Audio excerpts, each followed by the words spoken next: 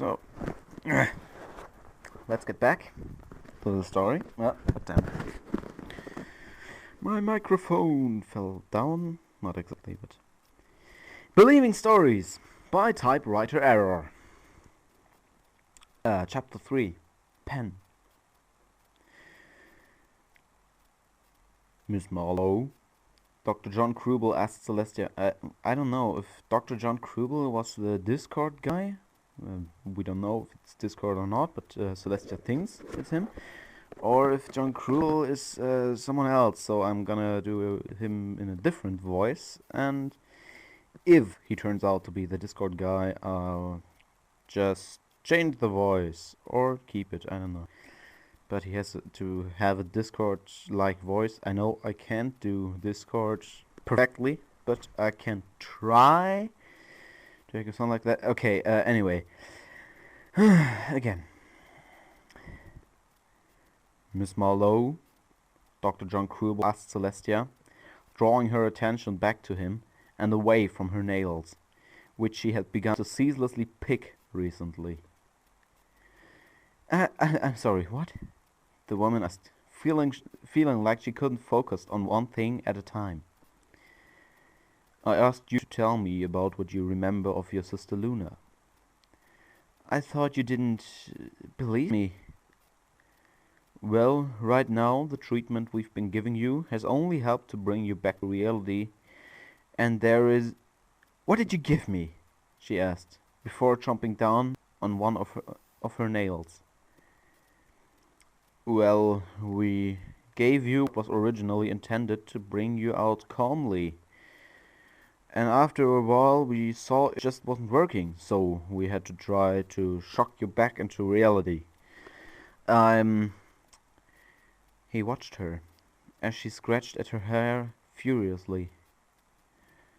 I'm afraid we might have made you a little used to the drugs we gave you. Is this why I've been having trouble? She became intent on biting a hangnail on her left hand. Miss Marlowe, please stop that. I know it's hard to concentrate. Part of that is my fault.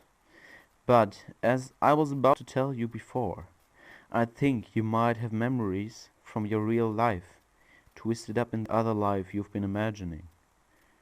What's that face for?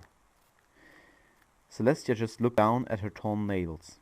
It was growing harder each day to believe she was once the ruler of a magical land called Equestria. But something made her want to hold on. No. Someone. No! Not someone. Some pony. Luna. Luna needed her back. Celestia was no longer embarrassed to admit she needed her sister back too. She watched for the moon to pass in the night sky from her window. But this moon was strange. Instead of Luna on Nightmare Moon's profile, there was the face of a man. Never her sister. She had promised her to never again force them apart, where they could not see... where they... What? No. She had promised her to never again force them apart, where they could not see... God damn it, the sentence is difficult. Okay. I'm experiencing some issues, but never mind that. She had promised her to never again force them apart, where they could not ever see each other. That's a weird sentence. Was Luna wondering if she had broken that promise and simply run away? No, Celestia never would do that, and Luna never would expect that. God damn it. Okay. And simply run away. Miss Marlowe. I'm sorry, I was thinking. She realized that her eyes were clouded up and sniffed. Dr. Krubel tapped the box of tissues in front of her, and she took one, covering up the tear that dribbled out of her tired, bloodshot brown eyes. Lol, what a combo. Brown eyes. I'm going to ask you to hand me that paper you have in your front pocket, he said, with a hint of demand in his voice. Celestia looked at him with genuine confusion. Then, a small note tucked into her scrub like the first one she had received last week. Ah, yeah. She took it out, and Dr. Krubel waved for her to place it in his palm. She just stared him straight in the eye.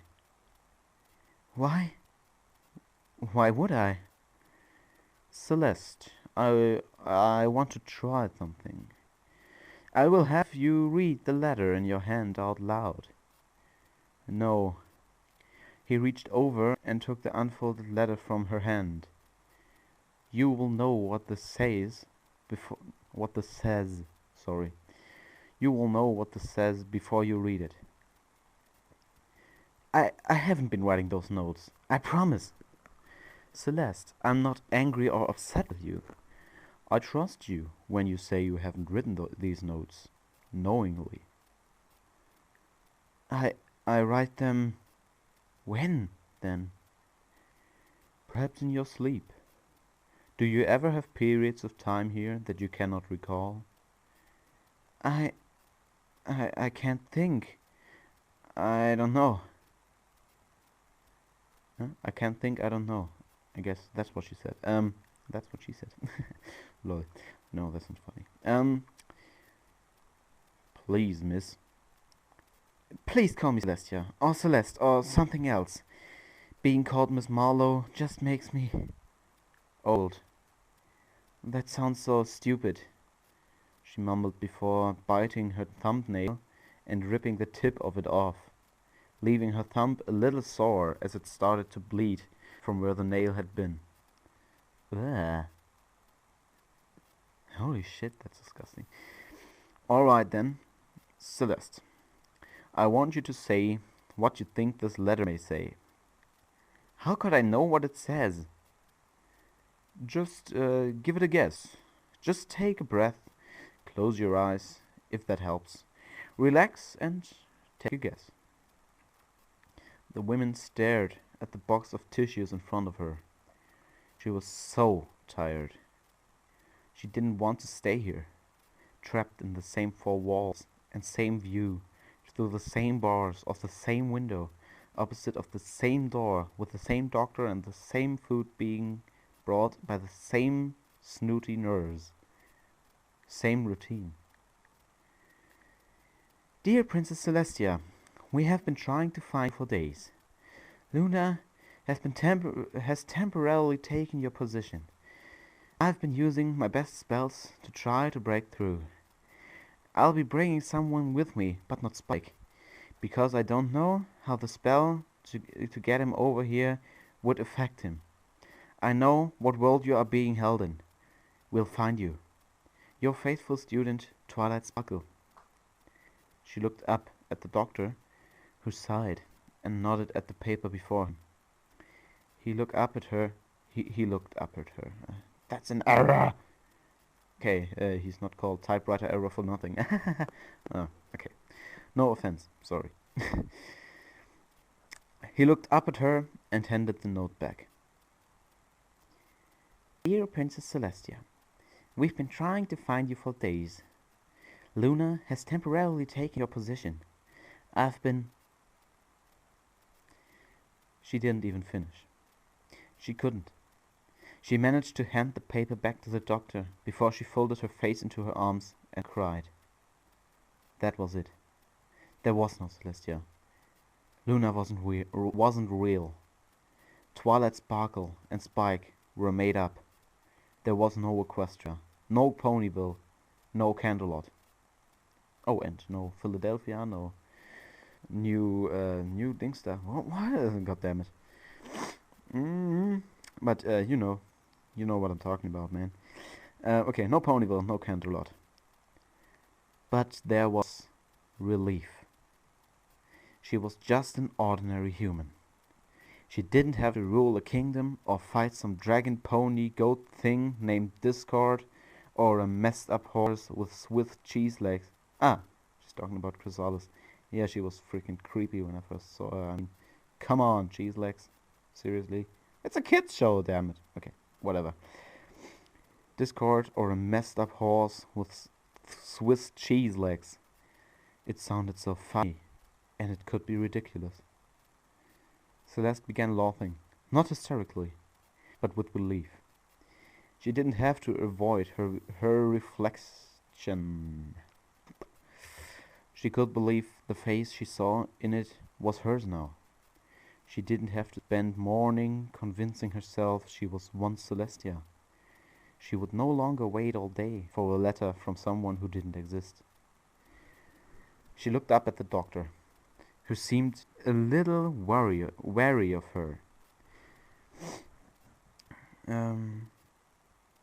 But Celeste's dark brown eyes smiled along with her mouth despite the tears. She was Celeste. The end. No, seriously. She was Celeste. She was going to stop believing in stories from now on. Okay.